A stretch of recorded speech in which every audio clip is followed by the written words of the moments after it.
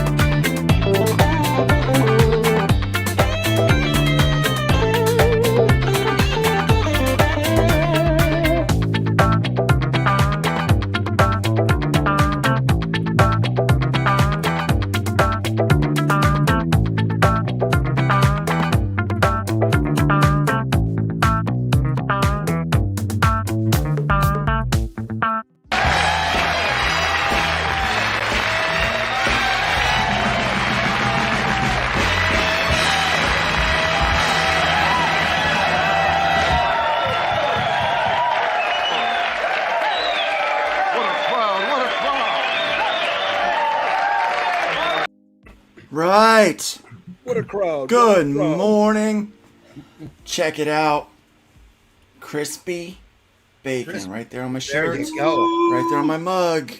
Look at that. go. Get your merch. Who's in the bacon mood today? I was gonna say, time to sell some merch. So here's what's funny. I can already see the look on Glenn's face. Because literally right before the show, I was like, something about the intro music, boom, wakes me up. That's something special. Oh, man. So how's everybody's week going this week? Okay. It's Crazy. a week. Oh dear. It's a crazy week. Crazy yeah. as normal, but otherwise. Yeah, Yeah. no, all right. good run. Good. We got good stuff coming down the pipe. I'm Yeah. in a great mood because it's almost October. So you know the Yep. Did you Oh, say October's Ducktober? Ducktober. I thought he said Ducktober. I thought Ducktober. What's Ducktober? Yeah, Ducktober. Yeah, that's What where happens? When he wraps himself in duct tape. And Well, I wrap my house in duct tape because I seal everything from switching from 120 degrees to 20. 40 because it's going to do that overnight in Indiana. The That's trick is it goes back and forth. So Ducktober is the big challenge for this month. Everybody's supposed to draw like Carl Barks and read great comics. Hey, that's a great idea. Ducktober. Ducktober. well, that's cool. Barks No, and I- Rosa. Let's do that. Don Rosa, Carl Barks, great stuff. And everybody needs to draw a duck Yeah. every day. Every day, this in a different Ducktober. style. Well, I am planning to do the Inktober challenge this year. Every year I start it and I see how far into it I get before something goes catastrophically wrong. But I always get, some really good art out of just having to wrap my mind around some probably dumb prompt. Yeah. The more idiotic the prompt feels, the more I have to kind of flex around it, and then I get good stuff. I like the prompts. I like the What's prompts. this Inktober all about? I keep seeing it, but I don't pay any attention. Oh, So okay. explain what it is. Inktober is it's a thing where you get 31 writing prompts throughout the month of October, and Drawing every day prompts, you really. draw something Drawing prompt. set to the writing prompt, Drawing the prompt. the drawing prompt. I'm sorry, That's all right. and We're just I do being a very, It's early. I'm even more confused now. Which is it? What? Start Drawing again. prompt. Start again. okay. I am. I'm just gonna Don't screw Glenn up this morning, Nick. We'll be quiet. Just explain. system error. Okay. Sorry, I like blue screen of death behind my Go on. eyes for a second there. Just get on with it. Okay. There are 31 prompts that you draw something using that prompt. Right. You're slaying And ink there's one- basically every day. And Every where day do I you're get? inking Where do I something. get? Draw every day. And Where do I then- get prompted from? I can't find one. I don't know. all you have to do is search up ink, Inktober, and You know what I want to do? 22. I and want the it'll give you a Bacon list, Nation to give me. and it just forces you guys. It forces you to draw something you might not. Now, the reason for me getting bungled on whether it's a writing prompt or an art prompt is last year I started before I had really bad hand problems with the weather. And what I would do is I would do the image and a short story about Freaking writers. overlapping the image, and I put it up on my DA site. See, look, here's the deal, Nick. I got to gripe for a second. You Right. freaking writers are always coming in and trying to take things from artists. Oh, well, the comics wouldn't be any good if the writing wasn't any good.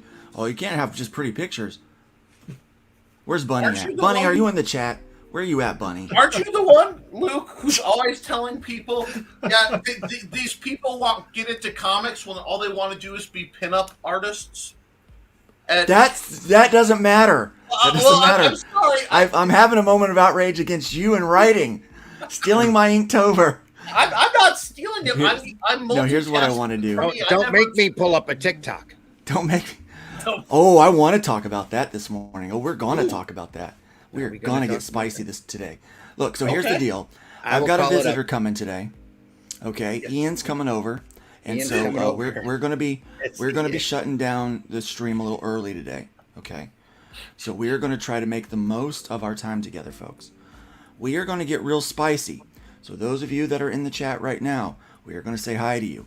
But I'm telling you, we're gonna talk about. We're gonna name names and we're gonna throw shade. Okay, it's happening because I am sick and tired of people degrading fans for being fans.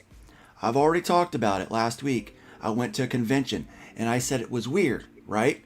I said it was weird publicly, but I said it was a kind of beautiful weird because everybody could be their own brand of weird without feeling bad about it, right? Well, here's the problem. There are people out there that want to make you feel bad about your fandom and what you're into. And I'm fed up with it. And these people are destroying the art form of cartooning, of comic books, and of fandoms. We're going to talk about a couple people. We're going to chuck some shade at them. And if it causes people to come on my channel, guess what I'll do?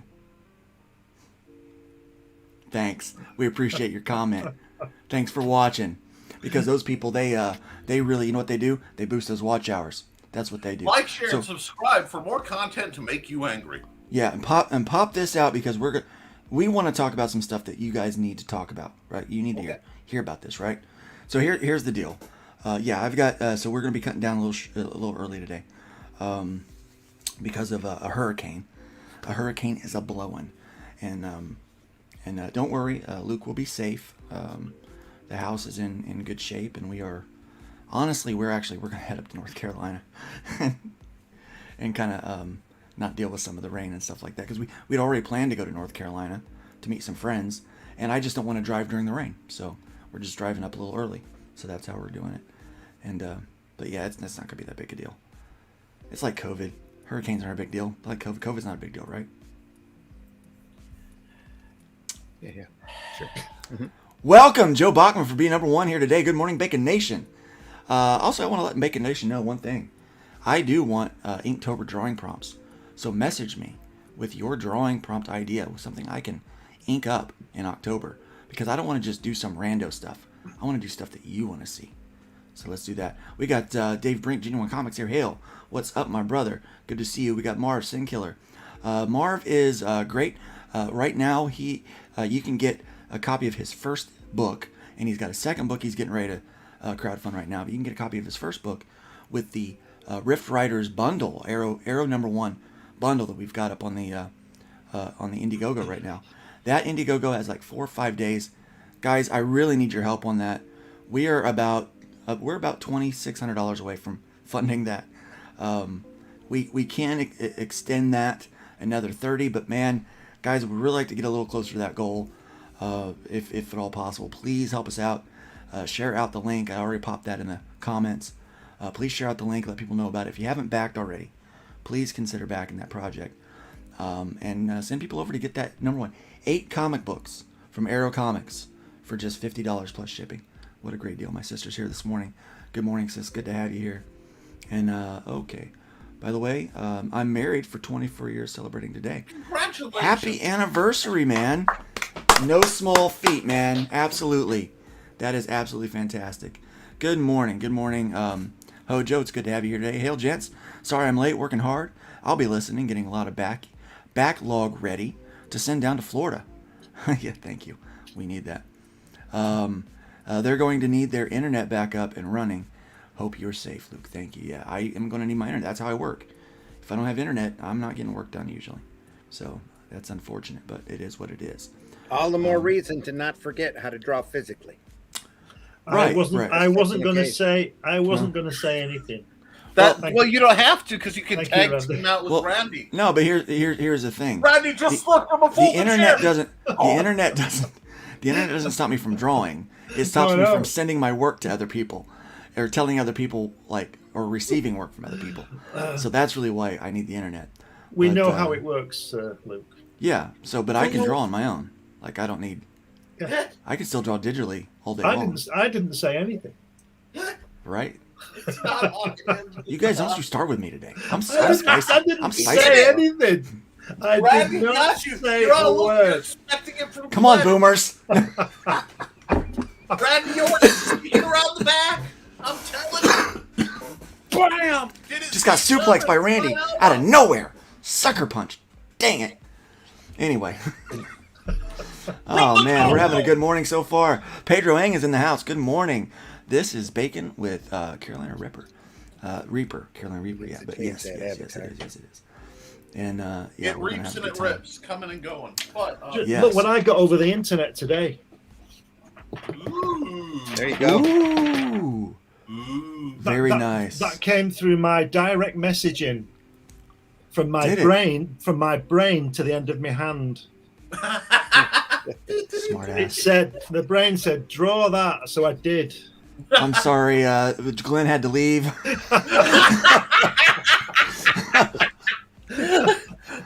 Oh, Apparently, man. Hurricane We've been exiled. it just Yeah. jumped the pond for a second there. My sister does believe hurricanes are big. I was joking, sis. I was joking about hurricanes not being a big deal. Did you but I really would- think you were serious? Probably. Most people think I am serious most Come on, of the Kelly. time. Come on, Kelly. It's Reaper Saturday. But I will rip your behind on the way out. Oof. Yes, it will rip your behind on the way out. All right, so here, let's talk about this. Randy, I'm going to have you pull up these screens and these things because you have those links. But actually, Randy, you just want to take it away? Like, help me with it because you're my local cartoon expert. Come on, Randy. It's your show. Randy gets to take over. Well, I love Oh, comics. this woman! This one. Oh! Oh, this is not the only one. We've Oh got no, a few. no, this is the sane one. Anyway, Oh, no. Yeah, this is one of the sanest two. longest running classic strips, comic strips out there in daily newspaper land was always a strip that probably 90% of the newspaper readers just never read. It's called Mark Trail. Mark It's Trail. a wilderness guy who loves conservation, preservation, loves the outdoors, does nature kind of thing. It's like a combination of a comics. If you imagine Mutual of Omaha's Wild Kingdom and the Nat Geo documentaries about all the national parks that you see and all the wildlife stuff that you see done in comic strip form. That's what this strip was all about. And people Yep. read this who were there was a great group of folks that were dead on dedicated, faithful to this strip. Yeah, it's like a cartoon version of Steve Irwin, if you will, Yeah. talking about animals, conservation. Yeah. A very safe strip. No worries. Yeah. Yeah. So and anyway, what happens is, with these legacy strips, these guys have been doing it for decades. They bring on assistants to help them hit deadlines and to keep the strip flowing, because if you have to draw a regular comic strip, 4 panels, 6 days a week, and a Sunday comic strip every week, that's a lot of stuff to do. You've got to stay on top of it, and you also have to stay ahead. Well, the guy who was doing the strip retires. His apprentice, basically mentor, or his mentee or whatever, comes in and takes over the strip for 10, 15 years. He gets bombarded by basically editorial at King Features. King Features has a change in editorial. I hate using the word woke, but that's probably the incentive that Politically that King correct. Features had. Yeah, it was beyond. It's worse PC. than it's And- like PC on steroids. Yeah, PC is there's certain amounts of PC that are necessary in order for our culture to grow. Yeah. Don't get me wrong, but when you take it to the far end of the pendulum, there's a major problem with anything. Becomes anything agenda in laden. excess is too much. Yeah, the guy who was doing the strip decided that he was going to be done, and that he needed to stop and retire. Also, it's the second generation for this strip. So King Features decides they're going to continue the strip, because the way the syndicates work, they own 50% and the creator owns 50%. They split the profits 50-50. King Features decides they're going to do the strip. They went out and found someone to do the strip, which has to have been a friend of the editor, to put it nicely. Has to be. Has to have been. And she They were gets on friendly. this. They hire this lady, and I'm not being a anti-feminist here, but because there's a lot of phenomenal, and I mean phenomenal, women in comics and in comic strips, for yeah, better, for yeah. worse. By I think it was Johnson had a strip running for decades that was just beautifully done. And the way the newspapers are working now, things are getting so domestic that doing domestic humor like that is key. And doing an outdoor strip talking about conservation, preservation wasn't always the hit goal of comic strips. Even adventure strips were rough and tumble, and there was a lot of action going on. Mark Trail was more like walking in the woods. So they give this lady the strip, and she's not, in my opinion, she's I don't. Her art sucks. I The don't wanna- words you're looking for are Her right. writing is immature. Her and talent, her art is immature. her talent leaves a lot Yes, to be desired. She Her- would her be t- very both capable. the writing and the artwork is, in my opinion, extremely substandard. It's lacking, yes. Sorry, Incredibly sometimes lacking. a little brutality But- is necessary. Yeah. Because the only This way is to- coming from Nick. Remember the nice guy? Yeah. But backing this up now Yeah. is the rebuttal from all of these longtime readers of Mark Trail, who was reading this one strip, and I can show you what the strip looks like today. You want me to pull this off? Yeah, and let's show go you? ahead and go ahead and do that. Show us. You should show us what it was first. Show a good classic one first. Show us what That way we people you can liked. understand. Give me the just a descent second, and into I will do exactly that. Because I'm gonna there is try a to actually certain, help you out while by you're pulling doing some that, of there's this a up. certain style of content I love. I was raised kind of a PBS kid, so I love like Bob Ross. I love David Attenborough, a very intelligent but kind of calm, soothing approach to. He's gone woke now.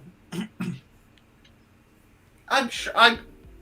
I'm sure he has. I don't know. I know in his presentations, watch this lovely bird do this.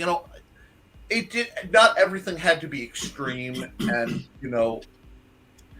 just out there. There was some, for lack of monitor. It was chill. It was relaxed. It was a nice, kind of soothing place to be, and we need that.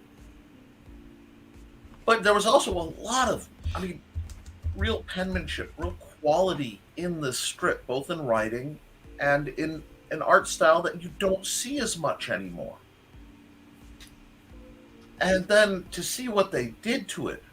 Who was the original artist for Mark Trail? Elrod. Jack Elrod. There we go. I'm pulling up some Jack Elrod right now. I've got a good one right here. Oh, okay. Let me share my screen.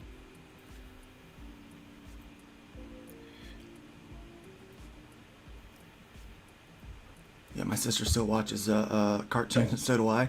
So if you ever want to know, it runs in the family. Runs in the family. There's that's your typical strip. Hang on, just a second. I was at a really good one here. Here's a very typical Mark Trail strip. Can you zoom in on that for us? I can't. I might be able to. Hang on, just a second. Visual search. Well, the point is, no. These strips were wonderful as a kid. But yeah, you can see how pretty those are. You can see There's how pretty that is. There's his apprentice. That's Ed Dodd that came in and took over after Elrod left. Fantastic artist.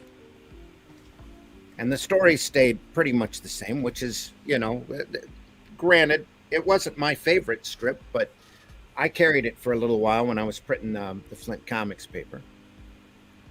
I love the couple. Pull that up. There's another example. Yeah, look. Just look at the detail that you see in the watercolor. A lot of it looks watercolor to me. I know it may not be, but it has. part of the. I was going to say part of the appeal of this is, learning about these different animals and seeing it done well. Now, there might have been more people come on this strip because this looks like it was James and Alan. Yeah, actually, that's what I'm noticing. 2017. There are quite a few different artists that have worked on this. Well, over the course of the years. We've got Ed Dodd, Jack Elrod. I think those are the two primarily. The last one on it. Yeah. It just gets smaller and smaller, and I can't increase it here on my board, which is here you go. I got you. I'll share this out real fast. All right. Yeah. And we want you guys to be able to see what we're talking about here and why it is such a why this is such a stark contrast. That's Dodd again. He was on there right before he retired. I know he retired because he was tired of dealing with editorial. Yeah. Horses, nature, great expressions on the faces. Look at the animal renderings. Horses are really hard to draw, people. They are really hard to draw.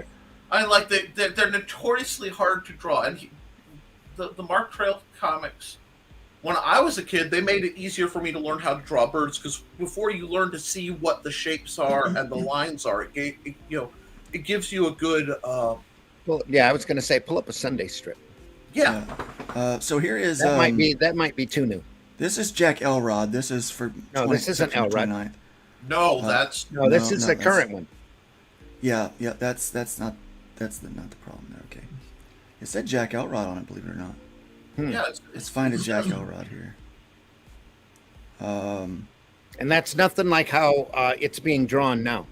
Either. Yeah, well, you could show there was a couple of months of transition. I'm sure she was trying to draw like Dodd, and then she decided to start here drawing we go. like she. Yeah. This is maybe no. I think this is still Jules. Yes, it is. I can tell it right off the bat. The face is completely different. Look at that. It's horribly simplistic. But this was reasonably good. And it's not even professionally lettered. Look at the lettering there. Yeah. but this was reasonably Yeah, good this compared I to know- what some of the stuff that has been coming out. This is September of 2022. This isn't. Yeah. Well, I guess that is kind of recent, isn't it? Yeah. But there's And what my there date. is a huge jump between that and what you showed me. There's a huge jump between that and the quality of the daily strip. Incredibly. Yeah, it was like yesterday or the day before. It had to be I want to say the 27th. I got that. You know I what I'm got that talking? here. I want to say it's Okay. the 27th. All right. Because it I'm was gonna in stop sharing color, the but screen. it was Stop sharing. All right. web comic. Like That's you what go. the daily strip looks like. This is today's, in fact. Yeah. Today's daily strip. what I'm seeing here is, and I saw it with the previous one. It was somebody who tried to take manga style visual tropes and apply them without understanding how it's done or why. Well, here's the thing. We looked at a Sunday strip. What I showed you was a Sunday strip. Right. We saw that she is capable of doing reasonably good work, right? Right. But this is what she puts out on the daily. There's no heart in this. There's no Did you say attempt art? here. Heart. Oh, heart. There's no heart in this. There's no. no- Yeah. There's really no art in it either. Well, Did she not use straight lines for the lettering then? Or just ignored them? No, it looks like she used an Ames guide there. But, Yeah, but- either but- that or she's got she's probably got a font, because I'm looking at the S's and the S's are exactly Yeah. alike. yeah, Yeah. she has a font. That's Yeah. font. Yeah, that's a font that's been. Yeah, I've got a font like that you can use to set up to make it look like handwriting. Yeah. But you can tell that it's not because all the S's are identical. You just bold the first letter of that. You know, that's an old classic thing they did. But yeah, that's yeah. So that's what we're dealing with. Okay, so she's getting a lot of backlash for her lack of creativity in writing and her lack of creativity in her artwork. Plus, if you like crickets, I got a lizard who will show you proper ways to eat them. Is this when Rex comes out? Yeah. In panel 2, Tess, I don't it make my brown eyes blue? I'm hearing Tess speak in the voice of Ginger Grant from Gilligan's Island. Now that I think of it, I'm hearing Mark 4.0 talk like Gilligan. Wow. Yeah. In fact, some of my treatments involved agitated badgers. Here, go poke that one over there with Well, a yeah, stick. okay, you got to go back to the one where they were talking about tiger touch treatment. Yeah, that was a few days Because- ago. That was a few days ago. Yeah, I mean, because you picked the sweet spot of Brand new. Looking for one that has a lot of comments on it. I think the one had 27 Mark comments. tries to get some answers from Tess about her tiger touch operation. like, I mean, I'm hoping she's essentially Look the at that villainous, face, by the way. Yeah. but See, what frustrates me is that there are moments where she's decent. You know, Yeah. like, okay, well, that's passable work for a comic strip, for a daily comic strip. But no, that's the Sunday comic strip. Sunday So- comic strips, you got to step it up a little bit, you know? Who does yoga with a tiger? Exactly. I mean, I'm hoping that the idea is that she's supposed to be a kook, but at the The same only- time, Oh, no.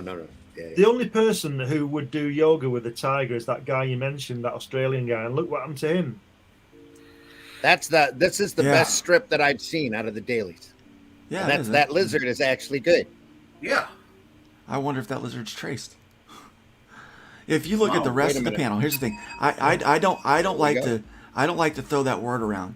But if I'm looking at just the rest of that panel and I see the detail and the hard outline on that lizard and the detail in the scales, I would automatically, I'm like, okay, that was referenced and probably traced. Just given the rest of the panel. That was Mondays. Here As is an art Sundays. teacher. That's the one that we were looking at before, right? I Look at think that. my student. Look at that great Well, Mark Trail That face. it's the same. Is that the same image of on that log at the top as the previous one? I don't think so. Same. No, I don't is, think so. is it different? I think it's a I little think different. it is. I think it's more flat on, yeah. Yeah. Okay. that doesn't mean she doesn't have a set of reference for that lizard. Well, that she just goes through and traces. you Google the lizard and you got a set of references in 2 seconds. Pretty sure that image, the image in panel 5 and the image in panel 7 are the same, or at least from the same reference. Only the mouth is open. Yeah. Well, my Yeah. point being, it looks just like stands out. It's a bad imitation of animation art style. Right. You know, right, and right. I see this trying to lean into being more influenced by All right, so Batman the Animated Series. But if this were if it was just on the basis of her work, I could say, okay, they're trying to cater to a younger audience, even though it does look very much like a web comic of somebody just starting out. yeah. Well, Yeah. Okay, I'm gonna say. A Well, the couple things thing here. with Mark Trail though, Mark Trail has never appealed to a younger audience. Never No, tried. Right. never. And that's So perspective. We talked about perspective last week. We'll talk about perspective again this week. The art looks like not saying that she's immature, but that the talent hasn't matured. I mean, number one, perspectives. They're okay, but the references of the images that she's using, the lizard, they don't fit with the references, the perspectives of everything else in the panel. They're off a little bit. Yeah. So I'm just just from that- looking at this picture of what I guess is Mark Trail, and how the arm here goes off in one direction. That shoulder From the is super shoulder long. goes off in one direction, but the arm goes off in another direction. Yeah. So here's the deal. At the risk of someone coming around and be like, oh well, you know what? Here's the deal. You guys just hate the fact that I'm a woman in cartoons or whatever, and that is not the case here. What we're trying to show you is that there is plenty of reason for people to criticize her work. Okay. That's the first crutch that comes to mind whenever. So anybody- rather than take criticism, this young woman goes to TikTok, and so let's bring that video up. And here's the problem. So rather than listen to the critique of the fans of this comic strip, who if you guys go to comicskingdom.com, look up Mark Trail and find all of these Jules Rivera comics strips, you can look back over the days and see the negative comments. Look back over the months and see the negative comments. So rather than take that and allow it to fuel her to be better, to do better, to make better, rather than do that, she decides to go to TikTok and make some comments that are very disparaging. Actually, towards... this is her reading her fan mail. Oh, okay. Well, where's the one where she's talking? Jules reads Mark Trail hate mail. Okay. Ready? Yeah. Yeah. Let's do it. Yeah. Hold your ears just for a second. This guy gets a little screechy. Mark Trail ruined it. That morning was still faced with being trashed by female. I hate your art in portraying Mark Trail to the point that it makes me sick to look at it. We used to like Mark Trail, but since you changed the looks of characters and the storyline, we no longer enjoy the strip. Please contact our feedback on his inclusion in the top page and seek his removal. Females! Let's go back to the old Mark Trail and his wife and family have ruined Mark Trail. Anyway, you get the idea. Yeah. okay. I got a couple things on that I'd like to lay into. She basically looked like she was mocking special needs people. I mean, Go and pull up your next video, Bub. She was. It was very mocking. It was. and very offensive. whenever someone emulates the voice or the stuff of special needs people to make fun of somebody else, I like I get scary mad because that's a level of punching down where I don't care who you are. It's bad form. Should probably put this into a little bit of context. She's been at a Cartoonists Association meeting, basically a dinner, where she's met a lot of her Colleagues, right? well, Would you call them I was looking for a better word, but colleagues, yeah, colleagues. And was happy to give out her opinion on TikTok about how she feels. Shall we run it? Yeah. Go for it. Turn the sound up here. Let me know. You should still be able to hear this, I think. Yeah. Did you hear that? Yes. All right. Okay, so I stepped outside a minute to get a honestly a quiet place to talk about the NCS Rubin Awards weekend events. This has been a really amazing time. I'm really happy to meet all of the people that I've met here so far, both within my company and without. Honestly, I think I like the cartoonisphere a lot better than I like the comic bookosphere. I mean, real talk, let's get real. Comic book dudes are really just failed filmmakers. Okay, so I stepped outside. And I believe she has removed that TikTok. Because Yeah. she was told to remove it. Yeah.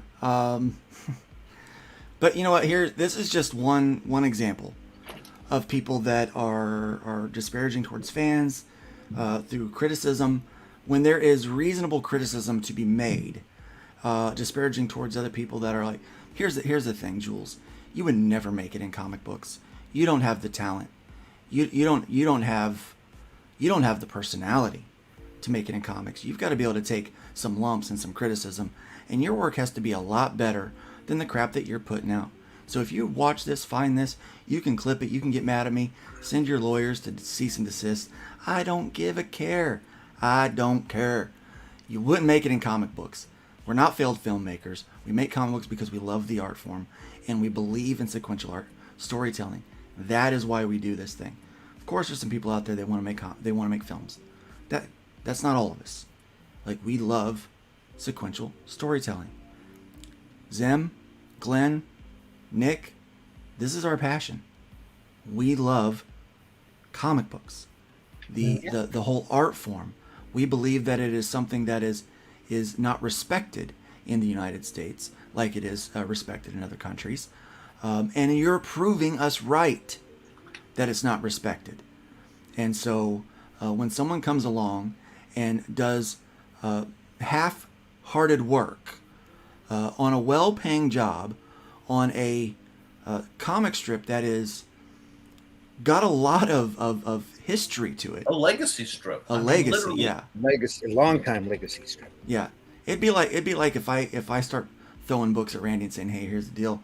I just threw this comic book together in a couple days. I know it sucks, but throw the Arrow Comics label on it. You know, to hell with the legacy of Arrow Comics. You know, let me put this out. That's not going to happen. He's not going to allow that to happen. I wouldn't allow that to happen. I mean, that's not how. I mean, come on, guys. I mean, seriously. The same thing happened on the Garth strip from about 15 years ago. You've all seen Frank Bellamy's wonderful Garth work. Yeah. Well, and then when he died, a guy called John Allard took over, and he's not as good as Bellamy, but he was okay.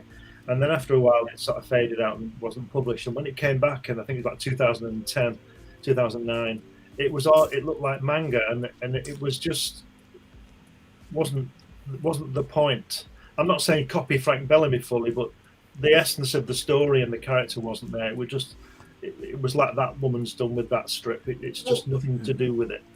I think of the people here, I'm probably the most anime manga oriented in artistically. I mean, I took Japanese for a while. Like, it was kind of my jam.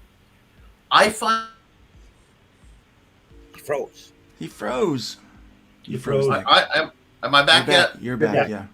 Yeah. See, I can't get too annoyed or my computer shorts out. I find things like this insulting on multiple levels because it's like, if you want to do manga, I have nothing wrong with it. I love that as an art style. learn how to do it right. Mhm. What you see here are the people who go, well, all I have to do is make the eyes bigger. They take 2 or 3 little things and like use the tools that you can easily get the manga motion lines and have them set up. It's preset in Clip Studio Paint. It's in the effects. I mean, like straight when you open it up. If you look at the effects section, it's one of the ones they give you. And she used them for something they didn't make sense. So it made it look like in the strip I saw that the characters were being sucked through a boom tube, you know? Because there was like the sun and then these motion lines. So I'll be I honest guess with you. she didn't know what they were for, so Apparently she not. doesn't speak the language Right. artistically. So Her I'll tell you, here's the proportions are way off, and she's trying to combine anime proportions and Western, more traditional proportions. This isn't even idealized. This is just traditional. This is how you draw a person who looks like a person. Yeah. You're not doing the multiple heads. So superhero here, listen. I've been studying manga lately because there's a few things in the art form that I like, namely the action and how they lay out a page for fights, running, all that kind of stuff. How it just breaks the typical panel layout and all that. A bit very interesting. Here's one thing I gotta say about manga as an art form. Their anatomy proportions are meticulous. They draw some of the best hands and feet that I've ever seen. They are very, very good. So it is, just saying that you're wanting to do manga because you're a crap artist, that doesn't, that doesn't make you a manga artist because you're lacking detail. Manga is a style that you choose, and it's how you do it. You still have to have the fundamentals. You still have to understand perspective. You still have to understand anatomies. You have to understand all of those things and put it into the art form. Now, once you know those rules, you can start to move those other principles that they use in there. I'm trying to figure out some of the principles, like, okay, how do they use those different effects to they're not drawing backgrounds on there for a lot of this stuff. They have these very beautiful establishing shots. Then they have these very simple backgrounds, but it's all about storytelling. They tell the story well, and they do it quickly through their, the way they are able to do these pages. They're putting out pages way faster than we do here in America. They're putting out, I'm like, how are they working at the pace that they are, putting out the content that they are? There's probably 10 people working on it. I was going to say, depending upon the studio, you might have a whole assembly line working. Right, but very much. But right, I've got to butt in here. I've got to leave because I've got my own podcast in 10 minutes. So thank you very much. Go to Amazon for all my stuff. And I'll see you later. I'll see you much later, Randy. And I'll see you again soon. Yep. Thanks a lot. See you later. See you, bub. Thank you. Thanks Take for care. calling out. All right. So Aaron Jordan says if people wanted to work on films, then they should stay out of the industry. Comics build itself from the ground up. With a lot of great books, these mediums operate differently, and they absolutely do. They do. And it is something to be respected. And Jules obviously does not respect the art form, and it's upsetting. Now, Randy has another video from another person in the comics industry. I can't pull that up. You can't? Nope.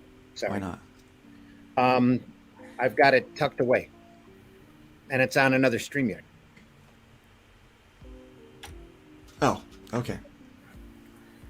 Well, the point that I want to make here, there's more to this story. There's even more to this story. All right. Okay. Thanks for the links, Froggy. And Thank you, bub. It's not our intention to turn this into a hate the current artist on Mark Trail strip. No. No. It's not. I don't want that. That's not good for anybody. What I also want to point out is there are other strips, legacy strips that King Feature has done that editorial has also gone through and changed the art, the talent, creative talent on, just like this strip. And in fact, a couple of weeks ago, they were boasting that they were switching the creative team on Popeye, which is more than a legacy strip. It's an iconic legacy strip. Mm-hmm. And that the new creative team coming on has promised more diversity and inclusion to the cast. And the cast of Popeye's been set since I'm not sure what that 20s or 30s. means or what that's going to look like. Not sure either, but I'll tell you what happened. I'll tell you what the what happened is that there is a large conglomerate. What happened recently? There's a large conglomerate of newspapers, daily newspapers out there, long time, old-fashioned, granted, daily newspapers out there called the Lee Enterprises, and they recently took their comic section from 2 comic pages that everybody in the individual paper, and this was a conglomerate of 77 old, long-running daily newspapers that have been around for decades and decades. They took, and all of those papers on an average had 2 pages of comics every day. Now the main corporate is doing a half a comic page with a half a puzzle page, and they're doing it at the main office, and they're sending that out to the individual papers to run, saying publicly in their press release that they're doing it as a cost-cutting measure. 77 papers, and I can tell you right now, if you're not familiar with syndicated comic strips, if you lose 77 papers, it's a major hit. Because I know a guy who had an adventure strip one time that was running, and he was praying for 150 pages or papers to pick up that strip. And this also was an iconic legacy strip that he was trying to keep the same flavor to it and continue on an adventure strip that's very popular all over the world. And he told me if he had 150 papers, it was a living.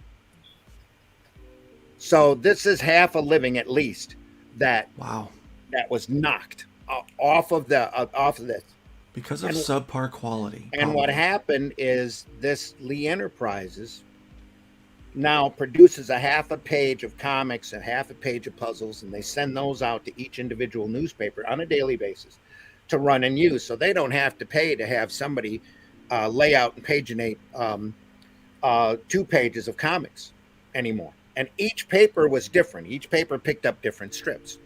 But I'll tell you, the one thing that's been pointed out that's not in that half a page of comic strips, and that's anything from King Features, which is the syndicate that's doing Mark Trail, that's doing Popeye, that's doing these other legacy strips where they're swapping the talents.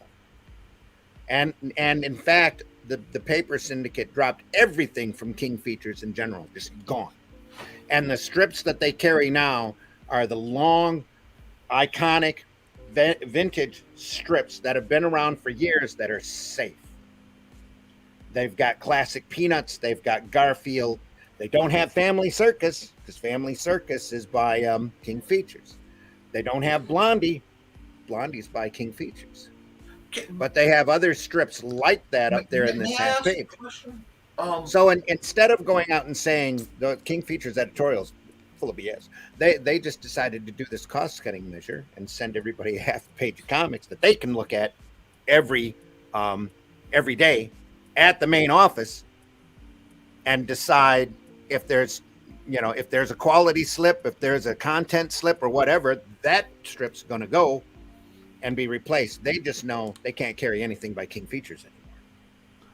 So I heard a news channel advertising, and I won't throw them under the bus because I can't remember the exact tag for the news station, but it was a local news, kind of like a local-ish news thing, and they said informed opinions. Mm-hmm. They boasted that their news was informed opinions. Yeah. Okay. I'm going to say that again for the people in the back. They boasted that their news, right? News is what happened.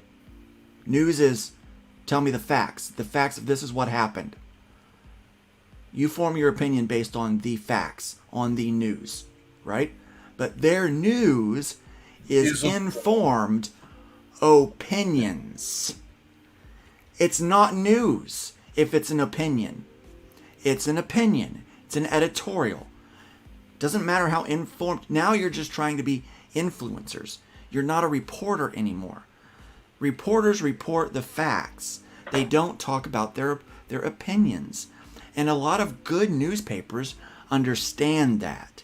And when cartoon strips start talking more about their opinions, or they start putting political agenda in things. Here was the thing about Mark Trail. Mark Trail wasn't really a conservative or liberal comic strip. It was environmentalist. It was environmentalism. Yeah, it was environmentalist, and there are people who consider that way too liberal. Because I've actually heard that about Mark Trail. Yeah, and now there's people with the artist, the last one, Dodd. They thought that he was too conservative in his viewpoints, and it's like, come on, it can't be one or the other. I used to be a liberal, right? But I've not changed in my viewpoints. I've stayed the same. But the bar has been moved. Now I am a extreme right-wing conservative in their eyes. My viewpoints have not changed. I am not different than what I was 10, 15, 20 years ago. I believe the exact same thing that I did politically then as I do now. What has changed is the goalpost here in our culture. And the problem with, and I do hope that Jules gets a hold of this video and that she watches it, and she watches through the whole thing to hear every mention of her name. Because here's the thing, Jules, listen to the feedback from the people that are reading that comic and have read that comic for a long time. Listen to your peers. It's not that you don't have the ability to do it. I think it's in you somewhere. Because some of the stuff that you did, that I've seen you do, is perfectly passable work, okay? I'm not going to say it's great or excellent or anything like that. It's passable work because trust me, I'm the king of passable work, okay? That's my MO. It can do the job and do it well, okay? Storytelling, I'm not gonna judge you on that too much because, I'm not happy with your writing. I don't care for it, but that's subjective. Some people might, but you can improve. You can work at a higher quality and a higher standard. Take the feedback and do it. Don't just lump it off that, these are people with penises, so they don't like me. They don't like that I'm a female working in their industry. That is not the case.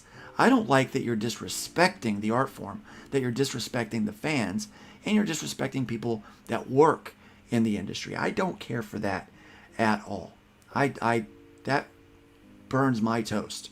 I don't mean to jump in, but I'm going to jump in. What I'd like to point out is that it's not solely this artist's fault, because this artist is watched over by editorial.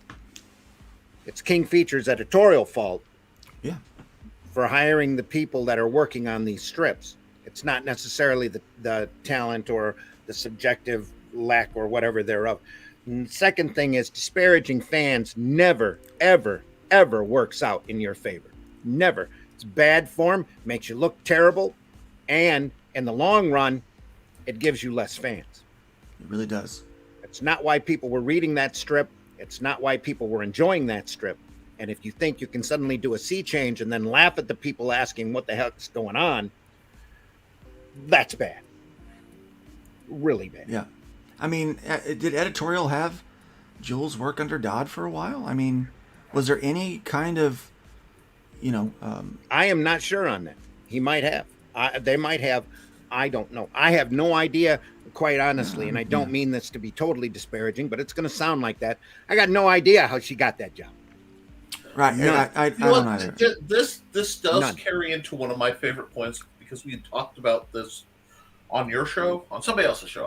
I was talking about. Guys, for those of us who are artists out here, I want to take a step back, because there's always another angle. I find imposter syndrome really, really bad. I always feel like I'm the little guy in the room with giants, with the kind of creatives associate with. And I wonder a lot of times, and I think we all go through this, whether we want, do I belong even trying in the fields that I aspire to,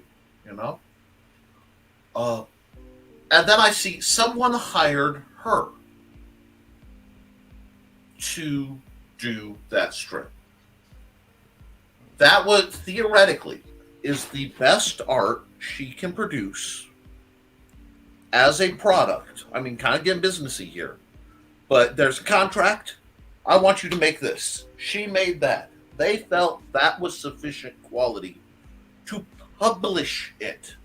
Yeah. For every independent artist out here who's watching, who at even if it's only a little bit at 3 a.m. when you wake up and you're going, what do I think I'm doing here? If they can do it, and they can publish her work or work of that caliber, you see that a lot where I call it the webtoon style.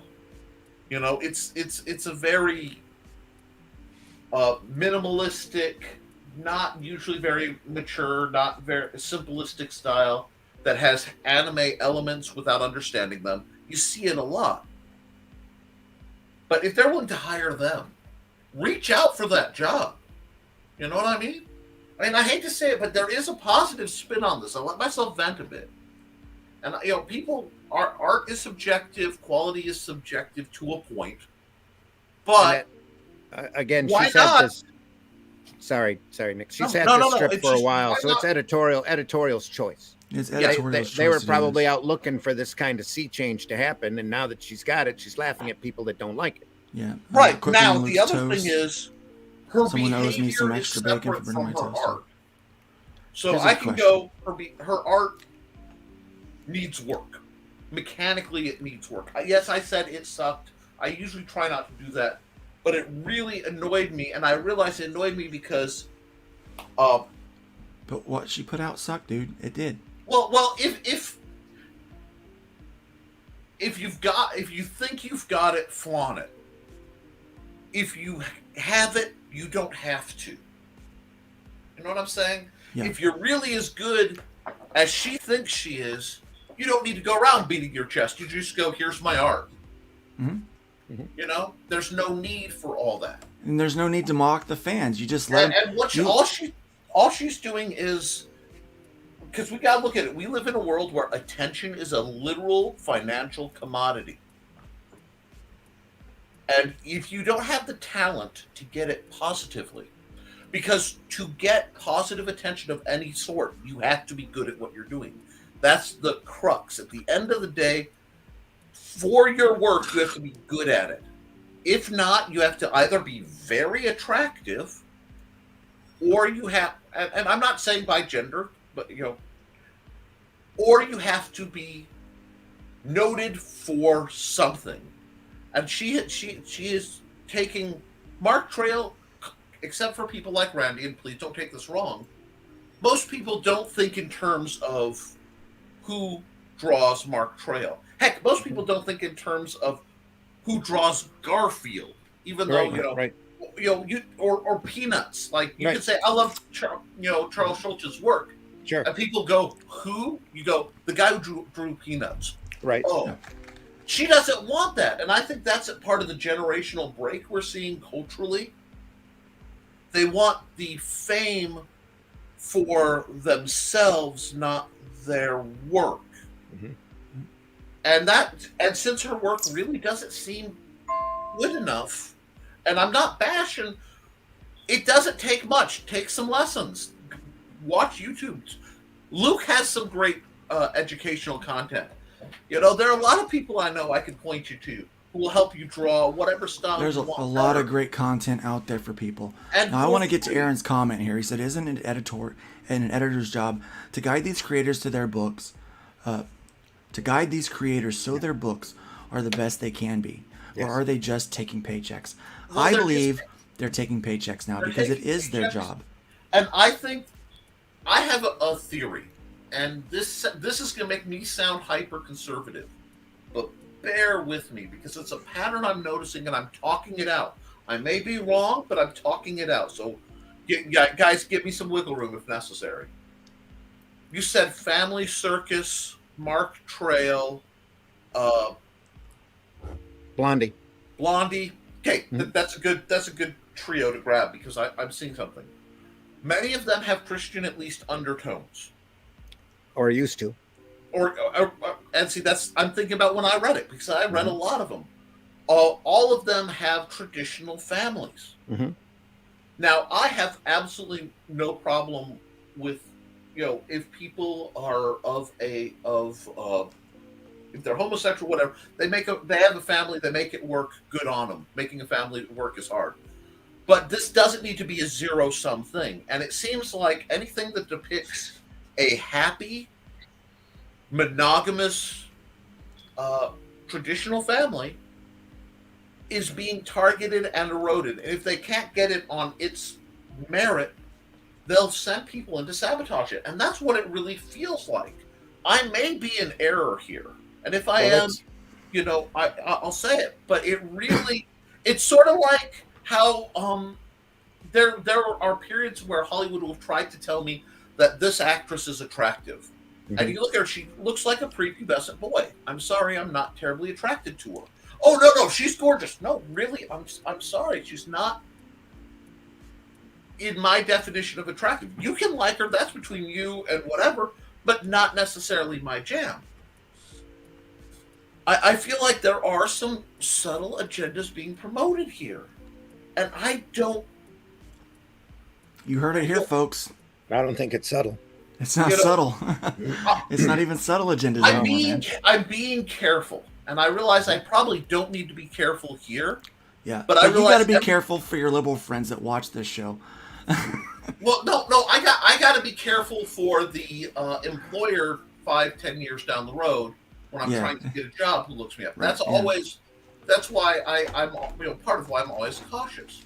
Yeah, so I don't mind having people have a problem with me for my actual beliefs, but I don't want it to be terribly easy, although it is, to cut me out of context and nail me with that, because I've had that happen before. The real intent here, though, is that where this strip was, the legacy that this strip had, and the places that it was at, traditional daily family newspapers. Right. Now, if you're going to do a web strip, more power to you. Just put it up there and run it. If you want to call it Mark Trail and King Features is okay with that, that's fine. But when you try to make this big of a sea change out there, there's going to be repercussions. And I think King Features, a week or two ago, got to taste a little bit of them repercussions. Mm-hmm. I really do. Well, That's standards and practices. You're going to have to excuse me. We live in an era where two major groups are being forgotten about. Employees, so your workers, and your customers.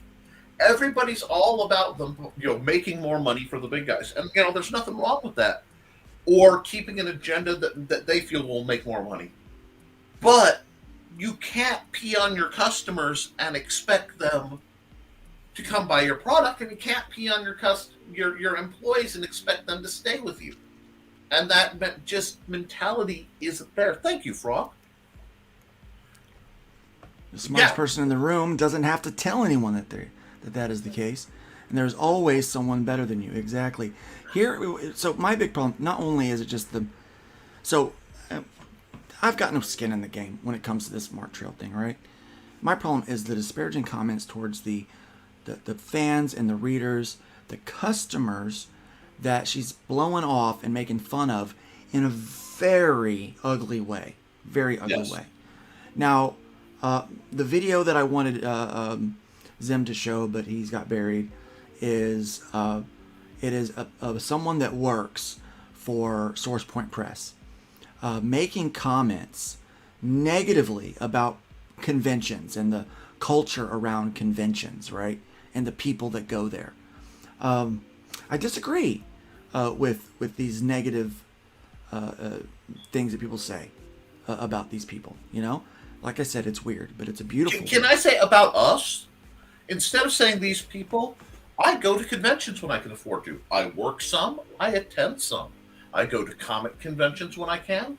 I go to gaming conventions, and I've worked both, selling my products. And there are some people who have social difficulties.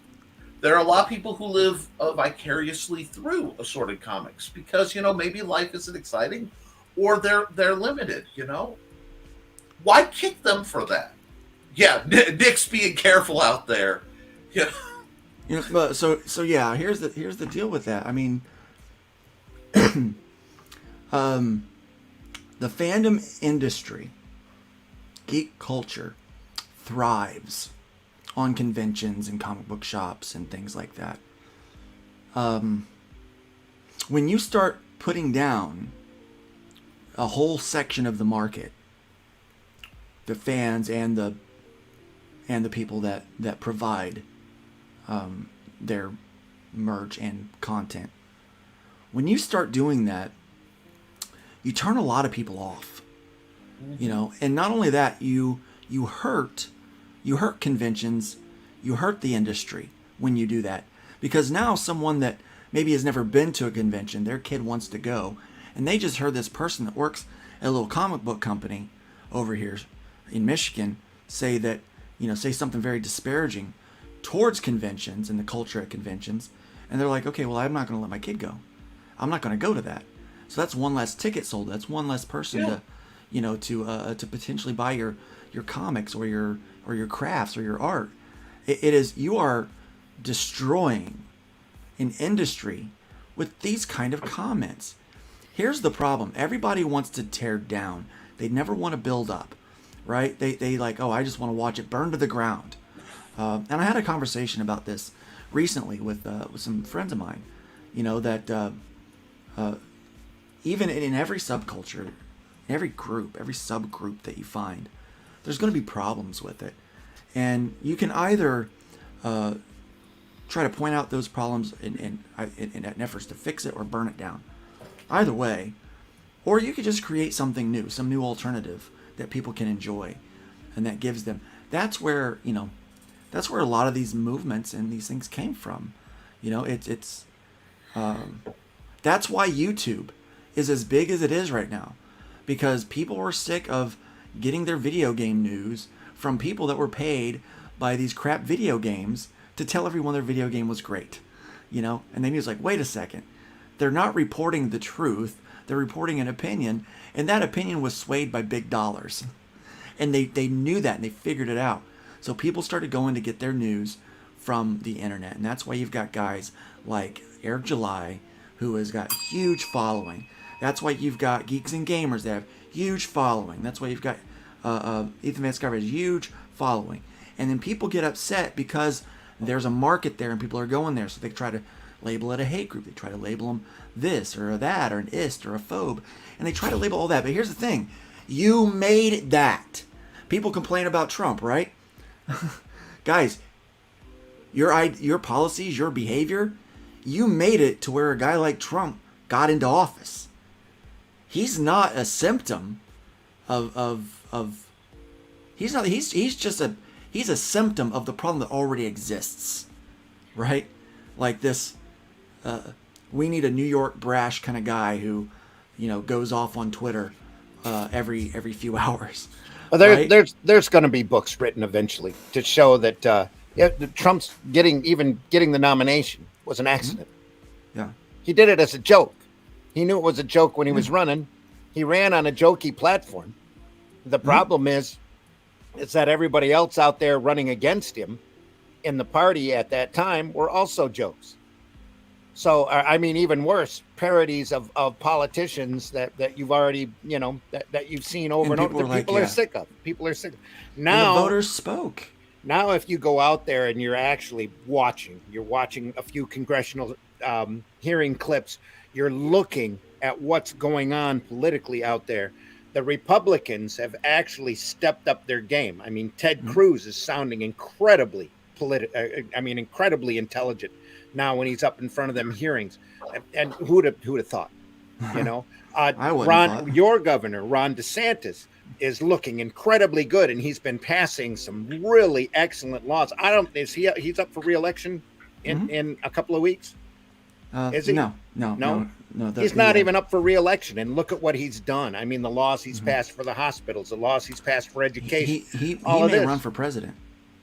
I wouldn't be surprised. Like, there's a lot of rumor that he may be running for president. Rand Paul, also sounding incredibly presidential, and they're all rightfully upset at what politics are looking like.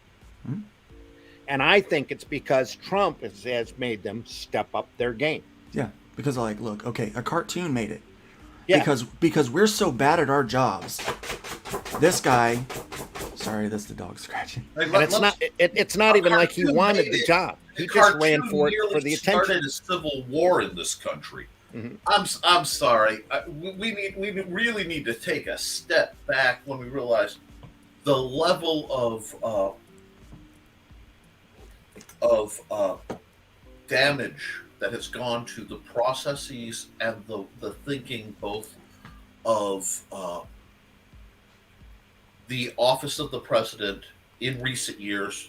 I'm massively opposed to the executive orders as a concept. They came out of nowhere. I'm like, I have this thing where we have several government agencies. If we're going to do this, we're going to do this, and this will get me in trouble. But it's me telling the God's honest truth. That are making laws that affect things without it being made by Congress. You're getting that from agencies like the ATF, where they can change the definition of something to make something a felony without changing it to the Congress. Now, whatever you feel about what they're doing, Yeah. the process of an agency being able to change what a law means without it going to a Congress or being ratified by the Supreme Court, Right. that's them stepping out. So I voted for Obama twice, right? I stopped voting. I pulled myself from the Democratic Party because Obama wrote too many executive orders. He just executive ordered the crap out of things, right? So Trump came in and did the same thing, and now Biden's doing the same thing. We've created a cycle that it's only going to get worse. We have, but that the executive orders were put in there. The law was put in there on purpose for emergencies, Right. only. And it's become abused. Yeah. Anytime you sacrifice liberty for security, or you sacrifice powers for an emergency, the power hungry, regardless of their agenda. And the worst part of it is Sounding there very are times libertarian, where it's Nick. like, I agree with this. I may totally agree with the message that's being said. This gets me in trouble. This is why I can never really be considered by both parties, because I'll go, I am vehemently for this, but you're doing it the wrong way, so I have to be against it. Well, and I was that way with some stuff that Trump did. I was like, dude, I'm totally It's for like, that, but you did it the wrong way. I got in a lot of trouble because my feelings on DJT as a man are borderline inexpressible. As someone who studied history and psychology, I can't. Oh yeah, I have to put. I will say I cannot abide a bully, and I will put that in that box to keep the rant from turning into something else. I will back you up on this because I had a conversation with a immigrant from Serbia yesterday, and we both said, I said I wouldn't invite him over for dinner. Yeah. She goes, I'd like to smack him in the face. This is what she said, but his policies were better for America. I can't say that, but well, this is an immigrant that came in. I mean, yeah, and that's all well and good. But at the same time, I couldn't my problem with Hillary was I was not comfortable with the spouse of a president getting to be president, not because a former president, not because she's a woman, but Bill and Hillary were very much a team, more than any president, at least in my life.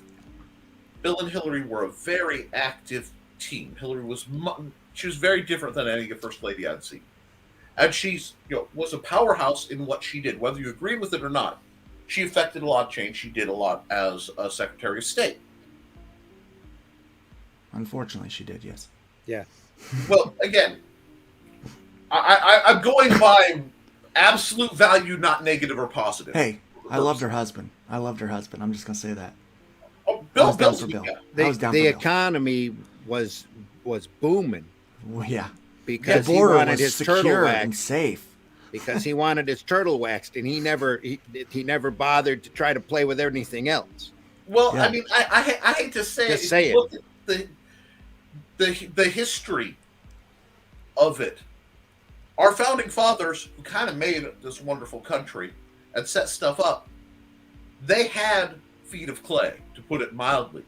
They had a lot. I mean, Ben Franklin, good Lord, he knocked boots all across Europe. I mean, that's just kind Well, of he was. Yeah. He. You know, I mean, that's what do Where you you going, understand? Ben? I'm going to France. A lot, yeah. What are you gonna do? There's gonna a do? place in France know. where Yeah. the naked ladies dance, Anyway. and there's where you'll find Ben. Right. Where you'll find But Ben. he's still one of the most brilliant people at his job. They separated the man from his job, and he did his job well. Yeah. So we have this bizarre standard now where a person has to be perceptually perfect Mhm. and a popularity contest and fabulously wealthy to be president rather than be, whatever. Then somebody who could do the job. So getting back to my thing with Hillary and Bill. That also goes back to that also goes back to schooling and learning, because Right. when we learn history in high school, all of these guys are on a high pedestal, and it takes us getting out of high school, probably even getting out of college, to realize all of those guys were human. Right. Yeah. Well, And the they other had thing human is, vices, and in they high did school, human they things. taught a thing called civics Yeah, back in the day. Then it became social studies. And they condensed a whole course on this is the Constitution, this is the root of the law. To be an adult, you need to understand it so you know what your rights are and what they mean, to a grazing over it. And that's the first step in removing rights, in my opinion, is making sure people don't know what their legal rights are. Yep. I Now, agree with going that. back, I believe if Hillary had been elected, you would have had Bill and Hillary as a team again. So you would have had the same concept. And to me, just bear with me. To me, that's too close of working around the term limits. Because I, with only a few rules, I could fix most of what's wrong with this country. First of them being term limits on everybody. Everybody gets term limits. There was no reason. One of my big hangups was I studied Strom Thurmond. You remember him? He voted against the electrification. I liked his brother Stromboli. Nice. But he did. He voted against putting electricity in the state of Kansas. And this is the same guy who voted against establishing a redundant internet superstructure. He didn't. This guy's been anti-technology and he was there from a period that long. yeah. How He should. you shouldn't decades. Okay, okay. They'd roll him up. He'd be like, "No." If And they'd, electricity is rolling out and you're there to make decisions, you shouldn't still be there when the internet is rolling out trying to make decisions. Why? That is a big- Okay, here's one for you, Sim. May I ask You would how think old are so. you? No, Okay, then I won't. It's okay. that's all right. I'm old. I'm about to get older. My My birthday's point on being, in a lot October of- 2nd. In a lot of, I know. I'm looking forward to celebrating your birthday for you. But I celebrate Zim's birthday privately. Yeah, me too. But anyway, if you work at a big corporation, there's mandatory retirement. Yeah, And their argument is that over a certain age, some people can't function at certain types of jobs. How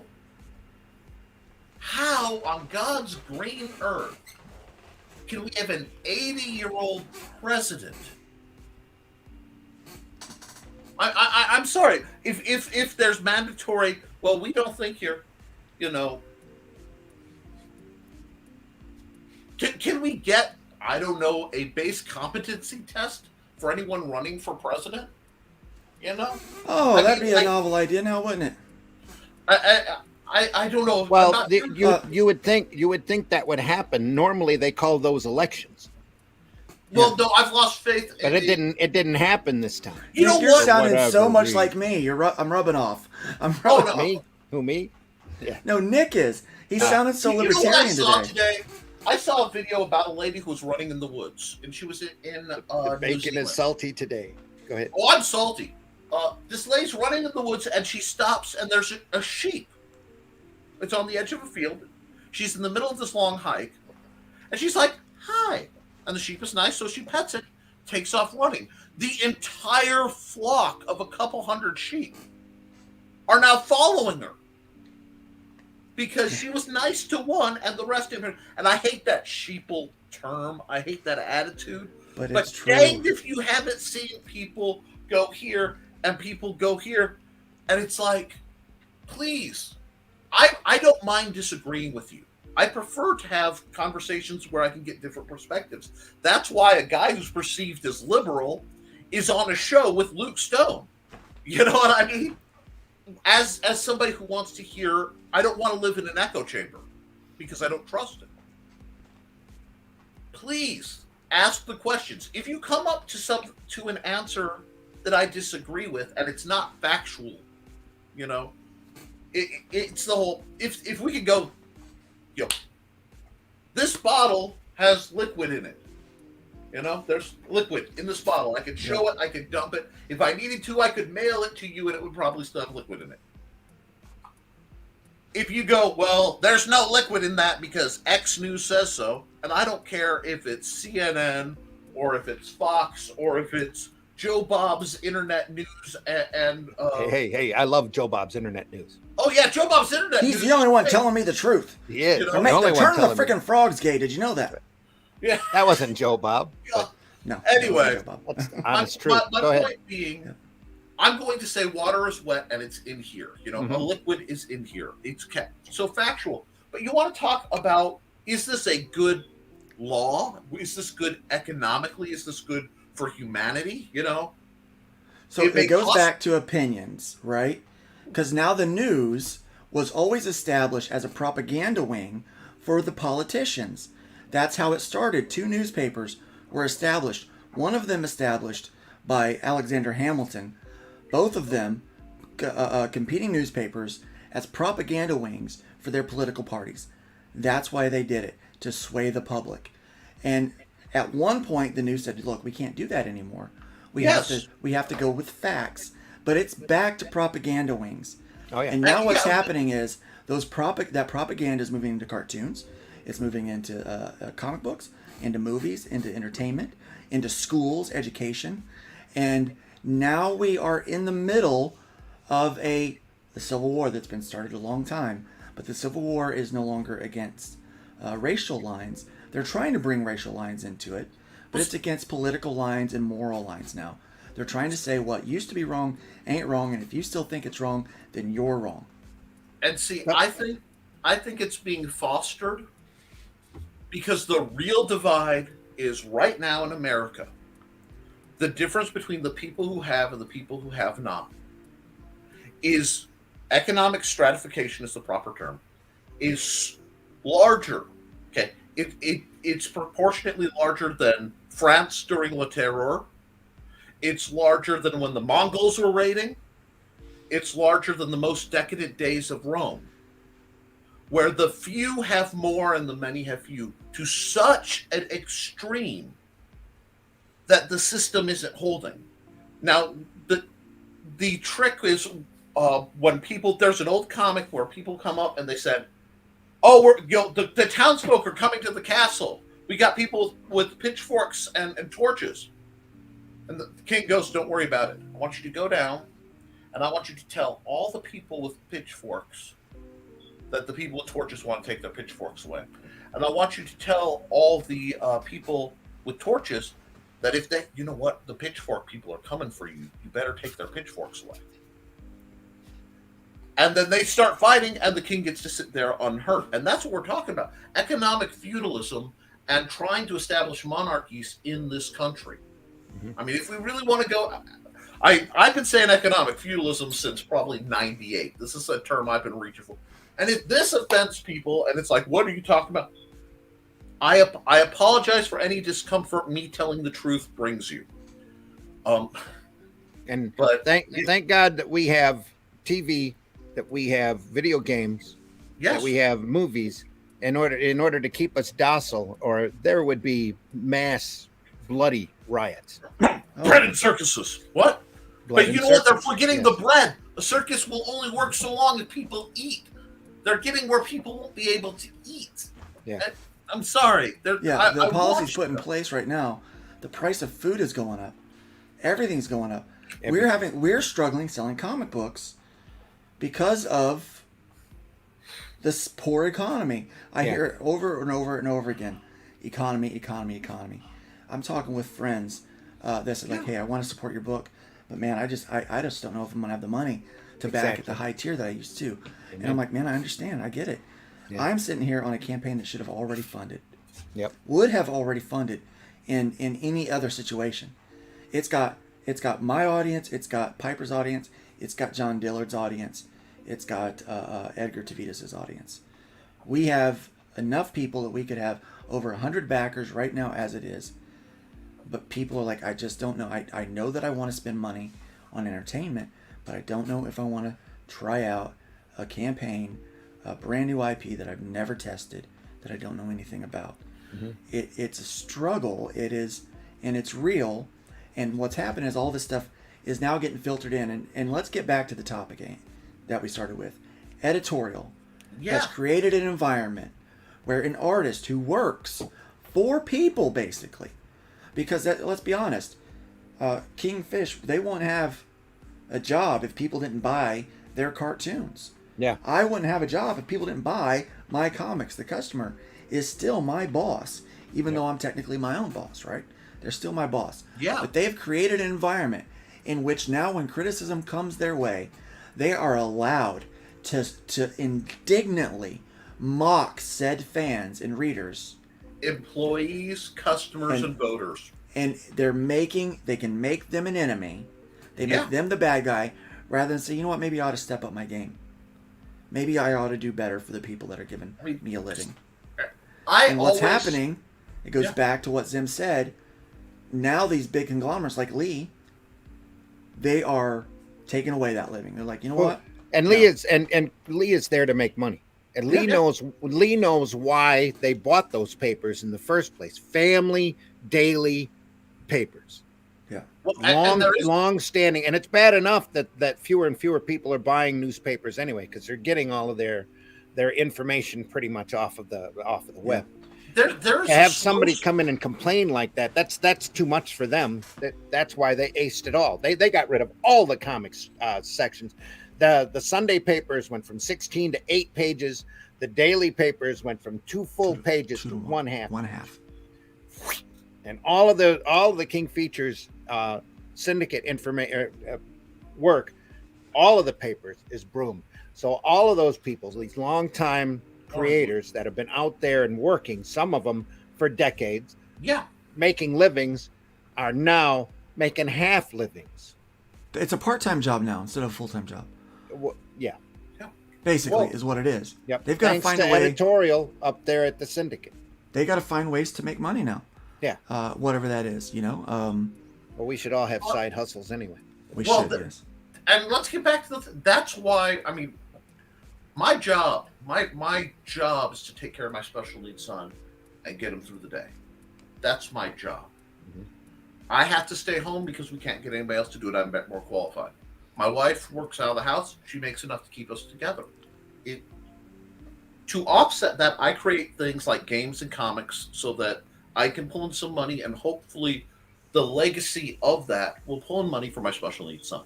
That's it. I mean, end of the day, that's it. That's why I can't afford to. I want to buy the comics that I see, and I want to buy independent because I want to support it. Since I can't, that's why I promote my guts out, and I don't charge anybody because I can't give back to the system any other way. But we got to look at this, and this, guys, what's going to happen to the what's happening right now to the comics, to the daily comics? What's happening? What just hit with I always say it's not Zelazny.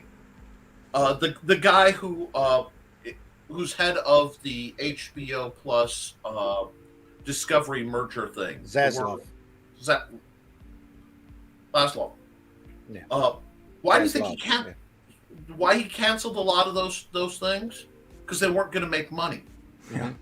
And they needed somebody to go, we have to stop because we're doing stuff and it gets a lot of buzz, but buzz doesn't make money. and I hate to say it, when we create something, if we do a crowdfund, and the crowdfund tanks, we reevaluate. Thank you. We reevaluate the product. We bring something new, or we change how we do our stuff. We pivot. Independent creators pivot. Morning. That's why you get better content faster from small teams and independent creators, because they can move and change and adapt than the big guys. This is why we need, if you have bucks to put out, you support the little guy, because you're going to get something better. And this just goes once again to prove the point I harp on all the time of shopping small, which is what they don't want.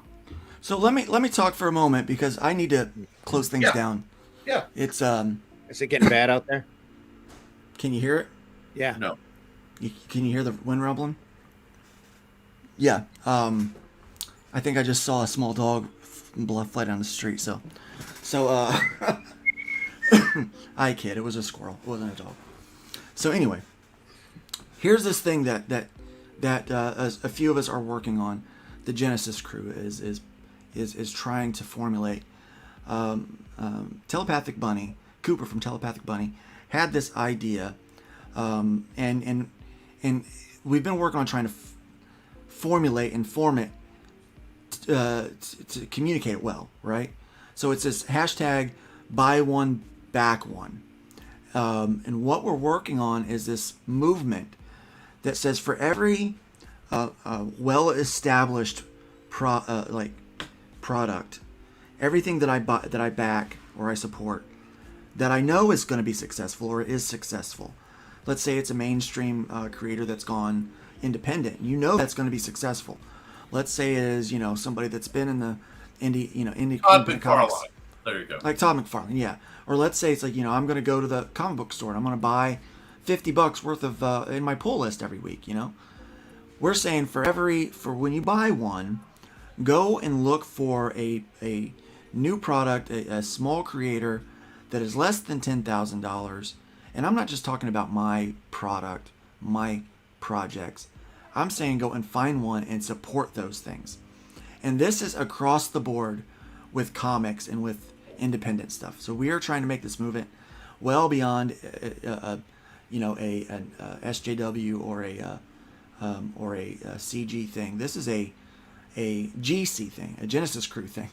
We want people to buy one and back one, because there's a lot of great creators out there that all they need is just they need a chance, they need a shot, and you don't have to do a lot with it.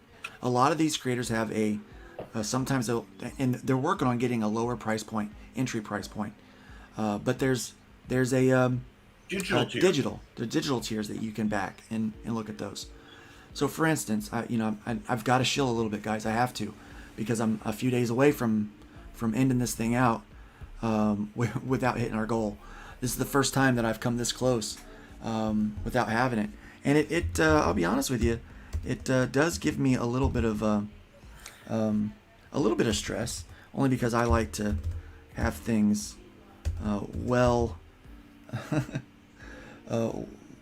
covered before a hurricane hits. So this one, however, you should run literally. Get yourself up north and out of the way. That's what we're doing. That's what we're doing. Yeah. So here I want to share this. I want to show this off for you guys. While I'm doing that, here, watch this video real quick. I want to talk about this because I have not really talked much about this project on our show. Okay, so I've not abused my platform for my own book, which I should.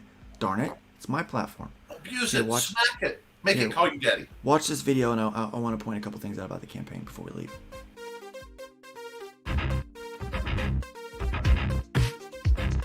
When your timeline reaches its Armageddon, what's a kid to do? I'm not a... Snag the keys to your mom's experimental ship, of course. That's not quite how it happened. Drift aimlessly in the rift between dimensions, trying to figure out how to operate it. Now hold on a sec. Pick up a few hitchhikers.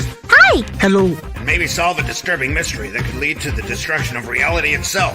If there's time. There's always time. I'm not so sure about that. Get in on the adventure with the Rift Riders on Indiegogo.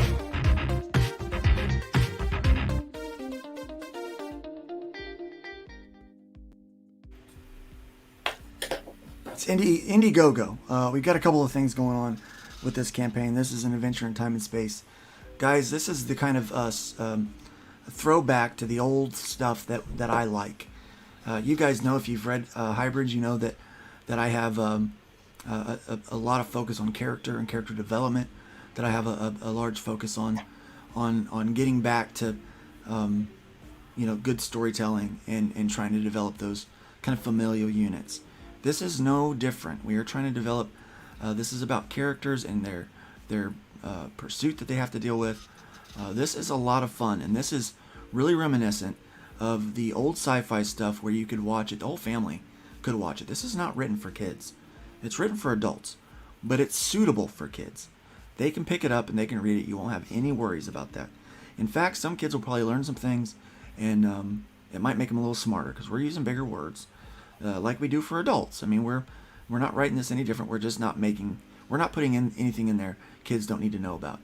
We're not like Oni. We're not teaching them about blowjobs. We're not doing that. We're not selling pornography to children. We're making fun content for people to read. Nick, yeah, we'll talk about it later. But I'm sorry, that one just That's a whole thing. Yeah, that's a whole thing. A reference. That's a whole thing, guys. That's a reference that needs. That's a reference. Yeah. Yeah, we'll just move right past it. That's a whole other story for another time. Yeah, we're not doing that. We are creating content that is suitable for anybody to read. So if you like sci-fi, if you like worlds of interdimensional stuff, if you're a fan of Doctor Who, if you like Peter Pan and the Lost Boys, if you're into Star Trek and those kind of things, this is going to be right up your alley. These three characters, they actually get to explore the thing called the Rift. And the Rift is kind of this space outside of time and dimension and space. It's like this corridor, if you will. And in this corridor, they can kind of look at the slots of where, like let's say this time and dimension over here on this planet, they can go anywhere and everywhere that they want.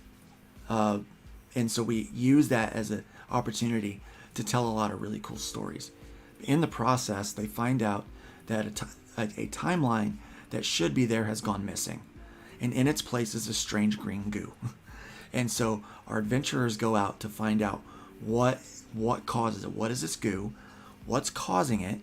And what can they do to maybe stop it or reverse it? Okay, so that's what they're working on. It's a puzzle. We've got, it's 32 pages. If you go to our campaign right now, you could read the first 5 pages. They are done and lettered. You can read those. You can kind of get an idea for the story. You get to see what their creative team is doing. The book looks good. I'm not the artist on this one. It's John Dillard, fantastic artist, and it's supposed to emulate more of a Teen Titans, early Teen Titans kind of art style. So it's because that's what we wanted to do. What would we want to watch or read? And so I made a book that I really would want to be a part of. So we got a great creative team on this. We've got a lot of great perks. I want to point out one perk particularly. Now I know dollars are short and they are hard to come by. All right, let's be honest. It's only getting worse. Right now we have this perk. It's called the Arrow Comics Bundle. You can get 8 books. This is 8 number 1s. So you've got two of my books. You got Hybrids, and you've got Rift Riders, but you also have got Marv's book, Sin Killer. You've got Only Death Can Save Us by Russ Leach. You've got Randy's book, Hero Bot Zero, Randy's book, Paragon, Randy's book, Calico, and another Arrow book. You've got the HeroBot I did myself. Paragon and Calico were ideas that I've had for a long time that I wrote and found proper artists for. J.R. Harris does Paragon, and C. Michael Lanning does Calico. Yeah. See, but, Michael does good work. but Randy is the best work he's ever done. Yeah, Randy is the mind behind those. So so $50 plus shipping and handling, and you can get 8 books to your door. A lot of these guys are charging $25 for a single book of 40 or plus pages. Each one of these books is 32 interior pages. Okay, so I mean, you start adding that up, that's a lot of pages for $50. It is a great way to experience a lot of stories for one low price. And so I do encourage you to share this out for me, please. Now, I know many of the people that are in the comments right now, that are watching right now, you've already backed this project. You've already been a part of it, and I appreciate you. But here's where I need your help, okay? I've got 4 days left on this thing. And as you can see, I'm only sitting at 3,900. So we've got to get up to 6,500. We can extend this another 30. But I would like to get as close to this mark as we possibly can. If not fully fund it by the end of the 4 days, it'd be amazing. Now, I'm not going to be able to market much. I'm not going to be around because we've got a hurricane literally bearing down on the state of Florida. And so we've got a lot that we're dealing with. The storm is almost 200 miles wide, so everybody's getting affected by this. There's already power outages down south. They expect power outages here. So this is a big deal. And it comes at a very inconvenient time for us because we have to get the needle to move here a little bit. So I'm like, what's that guy? Bernie Sanders. Once again, I'm coming to you asking for money. Once again, I'm coming to you asking for some assistance. Him instead of Hillary? Oh, sorry. Yeah, I'm asking that you take this campaign, that you share it out, that you, if you have mailing list, please help promote it. We are running a special contest. There's a special, it's a referral contest. If you go to the campaign and you grab your link from the share portion, it gives you a unique URL. That unique URL is tracked by Indiegogo. And the top referrer will get something special. Okay? So if you go and refer and you bring in some backers, we will know about it. So the top referrer will get something awesome. And I promise you it will be awesome. And it's not going to be cheap either. We're going to make sure that we're getting you something that is quite nice. We're still working on that because I'm trying to get a 3D model done. So we're talking about maybe a statue or something. So that's what I'm working on right now. But I'm not sure if I'll be able to get that finished for this campaign. So, but we will have something of really cool value for you, for the campaign, for the top referral. So please go out and do that. I don't ask much of you guys to do that kind of stuff, but I do ask you to help me share this out today and try to get some traction on this, get some eyes on it. If you've got friends and family, say, hey, go check this out. If you've got friends or family that have kids, tweens, preteens, these kids, I'll tell you, this book would be great for them, be perfect for them. See if they want to swing by and just grab a digital of it, or grab a physical, so they get the stretch goals. Or say, look at all these books that you get with the Arrow bundle, and check that out. There is also original art, so we're going to do 5 pages of original art on this, and so you can buy those. That is a $200 buy-in for original art, which is a really, really good value, especially from a guy like John Dillard, who is a top-tier artist, as good as I might want to think I am. This dude is definitely a click or 2 or 5 or 10 above where I'm at in the skill level, and so I'm looking forward to seeing his work on this book. I think you can already see that it's pretty awesome. So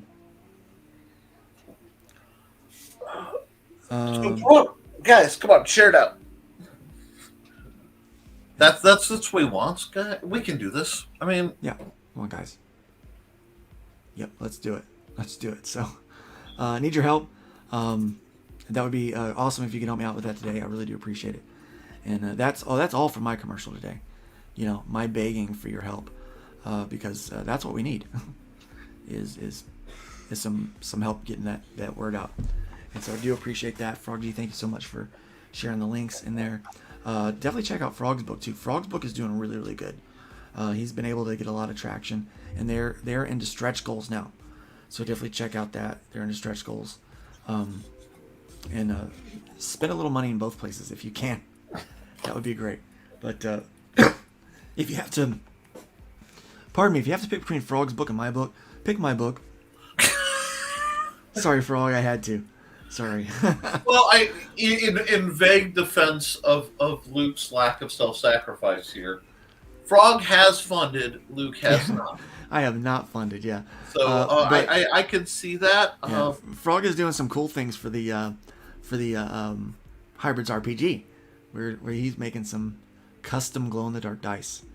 We're going to have 10 open tiers. Cool. For a special tier, and he's providing something for that. So yeah, really looking forward to it. But yeah, this is it is time for me to call this quits. And yeah, as Frog says, get my book funded and then back his. So let's well, you know what? No, this is right. We know Frogs is guys. We know Frogs is going to succeed. So buy one back one fits perfect in the scenario. Yeah, buy one back one. Yeah. So you know it's successful. Buy it and then back one that is not so far. So need your help. Thank you very much, guys. Yes, Bacon Wrap Beer Fridays. I appreciate it, guys. Please do. I thank the chat. Thank everybody for being here. You guys make the day for us. Thanks, Zim, and for being here. And guys, I do want to Happy to be apologize. here. I kind of got more political than I normally let myself. No apologies, man. I think it was a good show. Yeah, you know what. Come on, you know what this is. If people show up, they know what this is. It's bacon. This is nerd bacon. Yeah, it's nerd bacon. And sometimes we can nerd out about politics. But yeah, the world is a rough place out there.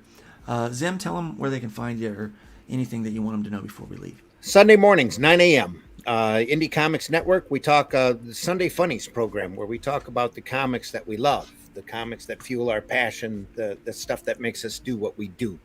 And this week's going to be a special episode that'll be pre-recorded. And we'll have lots of stuff to show off. Glenn might show up. Ted Davies might show up. Mike Jimmy will not be there. But we will try to, we'll do a great show. And if you haven't seen those Sunday Funnies, I'm really proud of the quality and the type of show that we've been doing. Then Friday mornings, also this Friday morning at 5 a.m., I do a show called Comics by Night, where Glenn will be on it. Russ Leach will probably be on it. It's more like Comics by Brunch, where they are, because it's a late morning where they're at. But Comics by Night, we want to talk more about the guts and the nuts and bolts of doing sequential art and doing what we love. And tomorrow's episode is going to be about the art of collaboration and how you writers and artists can get along or cannot get along in order to create the books that they do. Then also on Wednesday nights at 8 p.m., I do a show called Zimcast, where we talk about the comics industry with a little bit more opinion. And it's a little bit more of a late night adult show, a little harder than Safe for Work. But all of those programs are archived over at the Indie Comics Network on the YouTube channel over there, Indie Comics Network. So check those out if you can.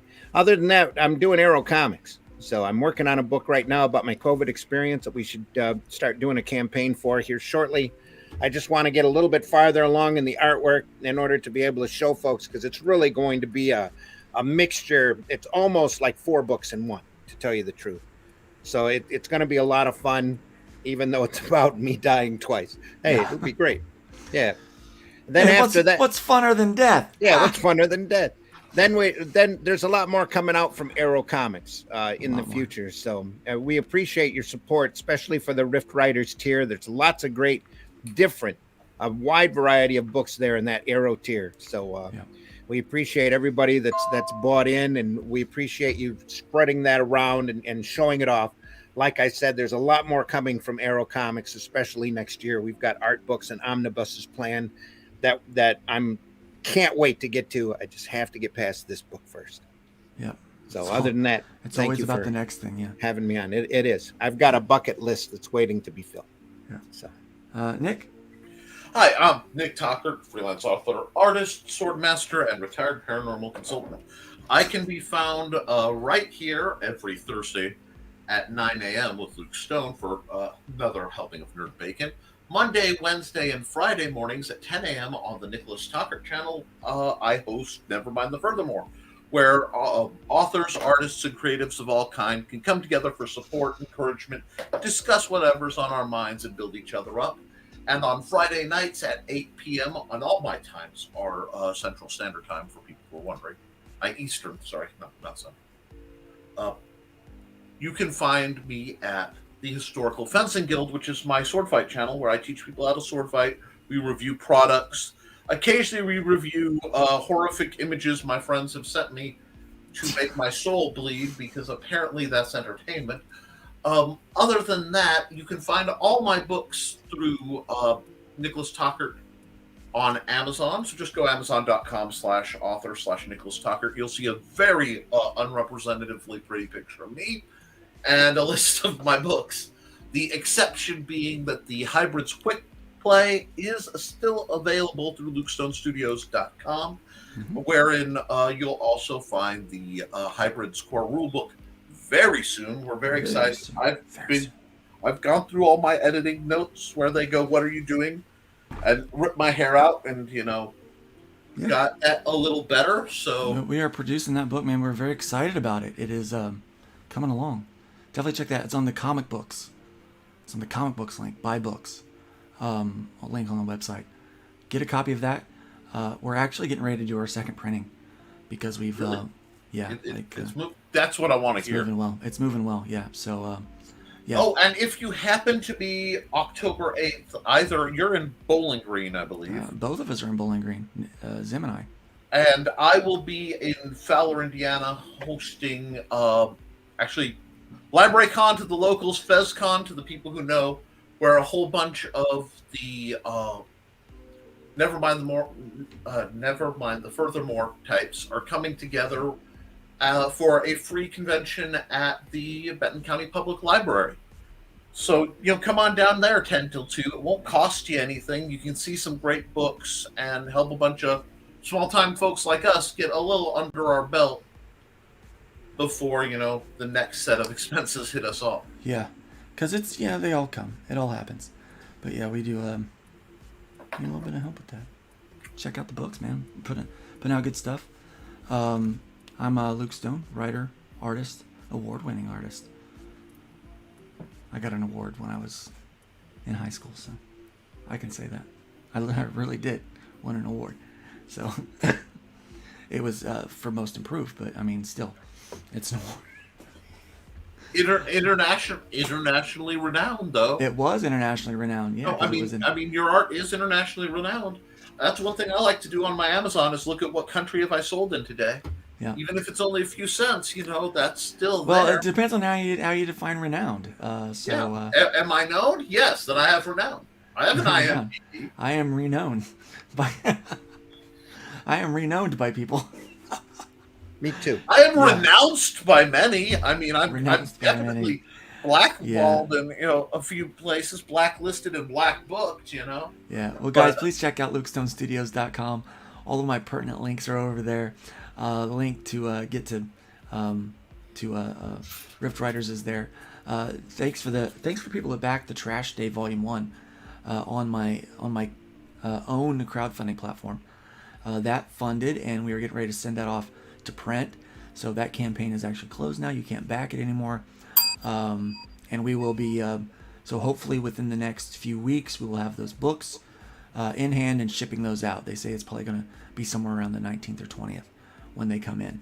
So I'm looking forward to it, to shipping those out to people, and we'll have those available on the website for sale as soon as they are shipped out to the backers first. So thank you for that. Thank you for being a part of that. We are going to be launching more crowdfunding from my own website. I just paid to have an additional feature added to that, which is really, really cool. It's going to be a shopping cart feature now, where you can pick multiple kind of a la carte stuff for the campaign and shop all at once, just like you do in our store. So it's going to be very, very simple and very, very secure. That's the big part, secure. So thanks for that. And also you can buy merch like this cool Nerd Bacon t-shirt. This art was done by the wonderful C. Michael Lanning, who also did the art for Calico. Yeah. So very, very talented artist. Check that out. Check out those things on the merch thing, and go buy a book. Go buy a book, because that is important.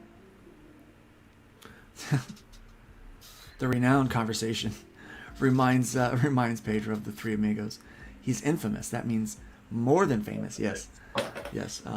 That was exactly Very what was true. in mind as I was saying the things I was saying, like, that was the thing that was popping up. Like, that was the thing. So remember, here's a word from our dear friend Keanu Reeves. Comics are awesome. And Danny has a few things to say about buying comics. I'm gonna go out and buy some more. Okay. And I think you should too. Absolutely, absolutely. And of course, you know, we got to bring in Gail because today's been a great show, right?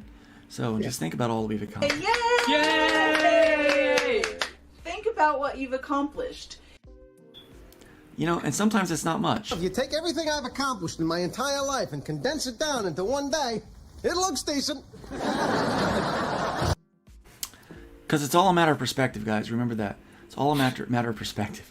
So, you managed to pull it around. It took a long I way brought to it get back, man. there. I'll tell you. It's a gift. It's a gift.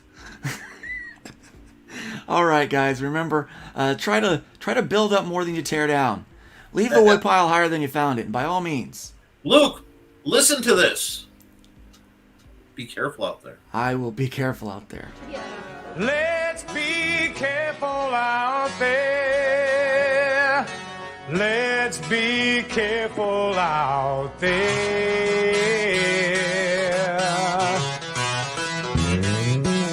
We had a 187 at the 7-Eleven on the corner of 4th and Main.